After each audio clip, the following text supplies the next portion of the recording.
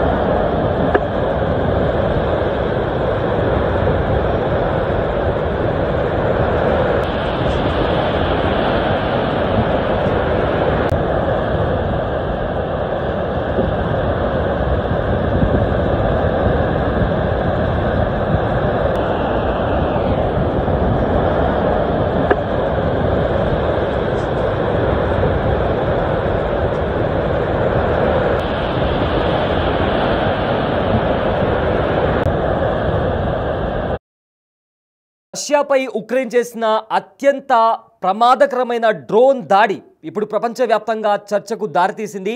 దాదాపు 3 సంవత్సరాలుగా కొనసాగుతున్న యుద్ధంలో ఈ రకమైన దాడి ఇదే for the first time Ukraine రష్యాపై చేయడం జరిగింది. అయితే రష్యాలోని వ్యూహాత్మక స్థాయిలో ఉన్న సుదూర వైమానిక స్థావరాలపైన కూడా ఉక్రెయిన్ డ్రోన్లతో విరుచుకుపడింది.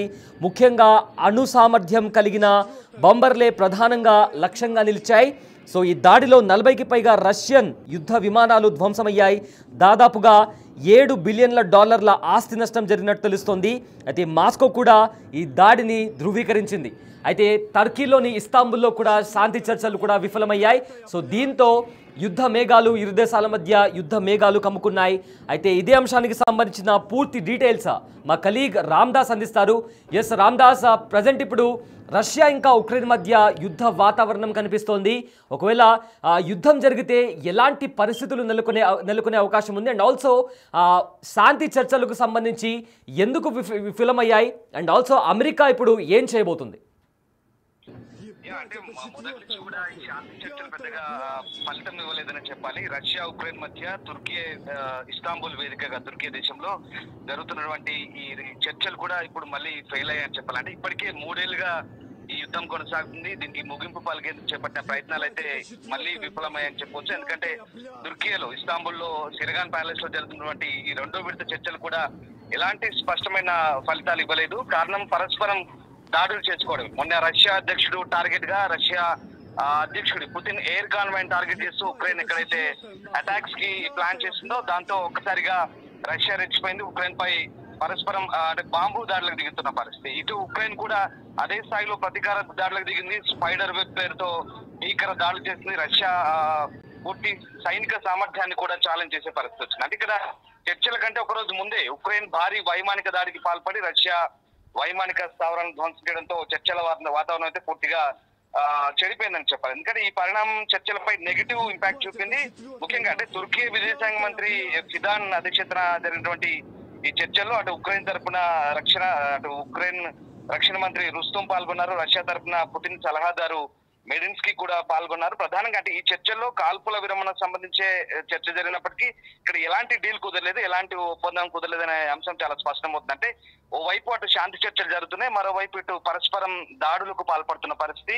మరి అంటే భయంకరంగా ఉక్రెయిన్ కూడా పూర్తిగా ఆ స్పైడర్ వెబ్ తో జరిగినటువంటి దాడులు ఒక్కసారిగా రష్యా కూడా పసిగట్టలేకపోయింది. ఎందుకంటే అత్యంత ఆధునికమైనటువంటి ఆయుధ సంపత్తి కలిగినటువంటి రష్యా S-400 లాంటి ఎయిర్ డిఫెన్స్ సిస్టమ్ కలిగినటువంటి రష్యా కూడా ఒక్కసారిగా ఆ దాడులను పసిగట్టలేక చాలా వరకు నష్టపోయిన పరిస్థితి కనబడుతుంది. అయితే రెండు దేశాల మధ్య ఈ చర్చలకు సంబంధించి కాల్పుల వినపై ఎలాంటి స్పష్టత రాకపోయినా యుద్ధ ఖైదీల మార్పిడికి సంబంధించి అయితే అంగీకరించిన పరిస్థితి కనబడుతుంది. మీకు తెలిసిందే గతంలో కూడా 1000 మంది యుద్ధ ఖైదీల మార్పిడికి సంబంధించి ఇటు చర్చలు జరుగుతున్న క్రమంలో అటు రష్యా ఉక్రెయిన్ మధ్య ఇటు గొడవలు జరుగుతున్న పరిస్థితి. ఈ నేపథ్యంలో తాజాగా జరిగినటువంటి ఈ చర్చల అనంతరం లిథువేనియాలో ఉన్నటువంటి ఉక్రెయిన్ అధ్యక్షుడు జెలెన్స్కీ అయితే దీనిపై రియాక్ట్ అయ్యారు. ఎక్కువ మంది యుద్ధ ఖైదీల విడుదలకు సంబంధించి చొరవ తీసుకుంటామని చెప్తున్న పరిస్థితి కనబడుతుంది.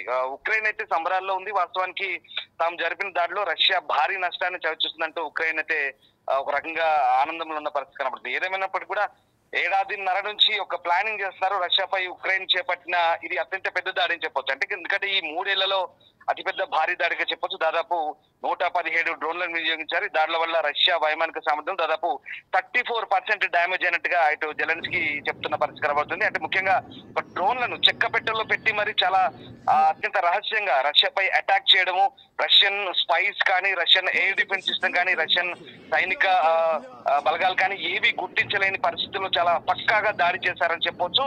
సో ఈ దాడి security services, Russian security services office పక్క నుంచే ప్రయోగించినట్టుగా కూడా చెప్తున్నారు. ఇది అత్యంత పెద్ద దాడి, ఈ 3 ఏళ్లలో కూడా అత్యంత పెద్ద దాడిగా చెప్తున్నారు. సో ఈ రకంగా రష్యాకైతే చాలా డ్యామేజ్ అయితే జరిగింది. సో మొత్తం మీద ఉక్రెయిన్ అయితే విజయం సాధించామనే ధోరణిలోనే ప్రస్తుతం కనబడుతోంది.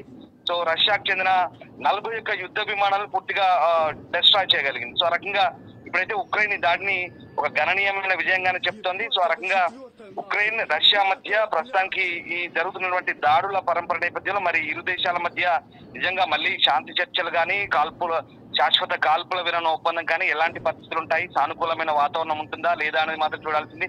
ఓవైపు డొనాల్డ్ ట్రంప్ కూడా జోక్యం చేసుకుంటూ ఈ శాంతి చర్చల ప్రక్రియకు సంబంధించి ఇరు దేశాలను కూడా బెదిరింపు ధోరణిలో వెళ్తున్నారు. అటు పుతిన్ కూడా పిచ్చివాడిగా అభ్యర్థిస్తున్నాడు, మరోవైపు జెలెన్స్కీని కూడా బెదిరిస్తున్న పరిస్థితి కనబడుతుంది. అయినప్పటికీ కూడా ఇద్దరు దారిలోకి వచ్చే ప్రయత్నం చేయలేదు. ట్రంప్ వ్యాఖ్యల్ని ఇటు పుతిన్ కూడా ఏమాత్రం లెక్కలకు తీసుకోవట్లేదు. క్రెమ్లిన్ వైపు నుంచి కూడా చాలా ఘాటుగా అటు వైట్ హౌస్ కి రియాక్షన్ అనే పరిస్థితి కనబడుతుంది. సో ఏదేమైనప్పటికీ కూడా ఇరు దేశాలు ఇప్పుడు డైరెక్ట్ గా డ్రోన్ అటాక్స్ చేసుకోవడం, పరస్పరం మిసైల్స్ తో బాంబింగ్ చేసుకోవడం, ఆ రకమైనటువంటి పరిస్థితుల నేపథ్యంలో మరి మళ్ళీ రష్యా ఉక్రెయిన్ పరిస్థితి ఏం జరగబోతుంది. ఈ నేపథ్యంలోనే అటు రష్యా కూడా అణుదాడులకు సిద్ధమవుతుందనే ఆందోళన వ్యక్తం చేసిన నేపథ్యంలో అటు ఇటు యూరోపియన్ యూనియన్ దేశాలు, మరికొన్ని పశ్చిమ దేశాలు ఉక్రెయిన్ కు బాధ్యతగా నిలుస్తామంటూ బాహాటంగా ప్రకటనలు చేయడం.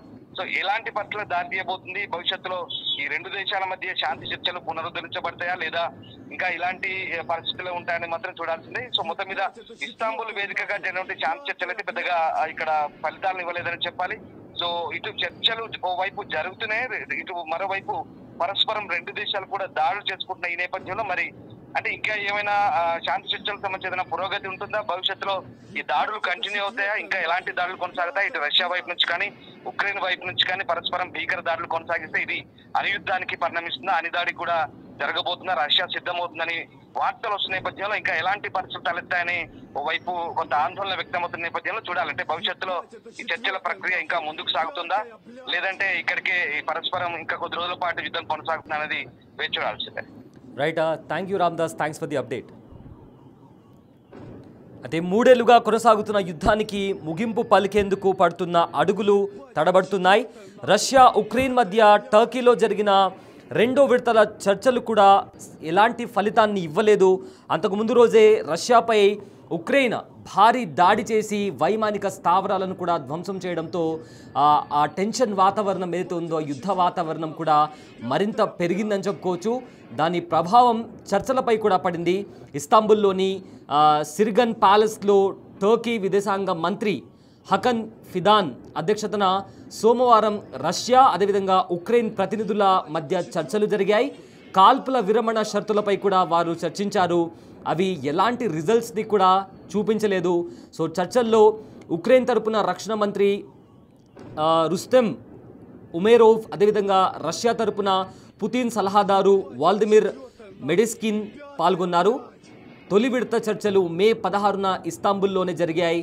అందులో కాల్పుల విరమణ ఒప్పందం కుదరకపోయినా యుద్ధ ఖైదీల మార్పిడికి అంగీకారం కుదిరింది.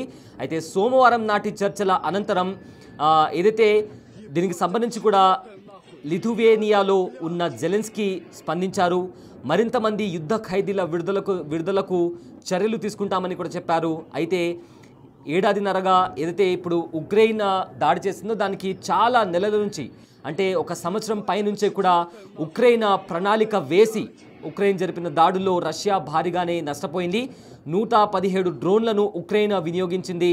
రష్యా వైమానిక బలంలో 34% ధ్వంసం చేశామని కూడా జెలెన్స్కీ చెబుతున్నారు. అయితే చెక్క కంటైనర్లలో చాలా పకడ్బందీగా చాలా ప్లాన్ వేసి రష్యాలోకి డ్రోన్లను తీసుకెళ్లిన ఉక్రెయిన్ ఆ దేశ సెక్యూరిటీ సర్వీసెస్ కార్యాలయం సమీపంలో నుంచే వాటిని ప్రయోగించిందంటే ఎంత వ్యూహాత్మకంగా ఉక్రెయిన్ దాడి చేసిందో చాలా స్పష్టంగా అర్థమవుతుంది.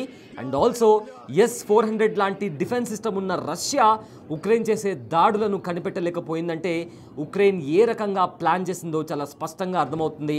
సో ప్రజెంట్ దీంతో ఒకవైపేమో శాంతి చర్చలకు సంబంధించి ఎలాంటి రిజల్ట్ బయటికి రాలేదు, మరోవైపేమో ఉక్రెయిన్ దాడి చేసింది. దీంతో అమెరికా ఏదైతే శాంతి చర్చలకు సంబంధించి అటు ఉక్రెయిన్ని ఇటు రష్యాని కూడా అమెరికా వార్న్ చేస్తుంది. అయినప్పటికీ కూడా అటు రష్యా కూడా వెనక్కి తగ్గట్లేదు. సో దీంతో ఈ ఏదైతే ఇప్పుడు 2 దేశాల మధ్య జరుగుతున్న టెన్షన్ వాతావరణమో ఎలాంటి పరిస్థితులకు దారితీస్తుందో నిజంగా చాలా టెన్షన్ వాతావరణం అయితే కనిపిస్తోంది.